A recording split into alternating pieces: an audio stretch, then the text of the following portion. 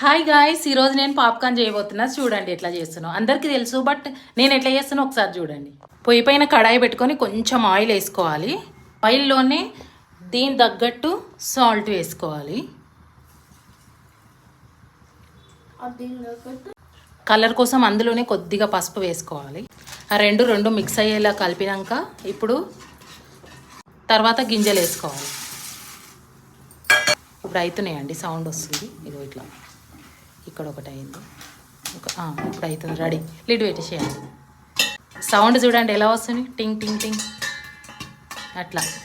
Sound ఆగిపోయిందండి. ఇప్పుడు చూడండి, open చేస్తున్నా. Open, ready. మన వేడి పాప్కార్న్ రెడీ అయింది. తినడమే ఆలస్యం. ఇంకా చూడండి ఎంత బాగా అయినాయి. టేస్ట్ చేద్దాం ఇప్పుడు. పిల్లలు వచ్చేసరికి వర్షం పడుతుందండి. వేడివేడిగా పాప్కార్న్ ఎలా తింటున్నారు చూడండి. ఇలా లో పిల్లలు స్కూల్ నుంచి వచ్చేసరికి ఇట్లా వేడివేడిగా ఏదో ఒకటి చేసి పెడితే హ్యాపీగా తింటారండి. చూడండి మా పిల్లలు ఎంజాయ్ చేసుకుంటే ఎట్లా తింటారు. హాయ్ చెప్పండి నాన్న.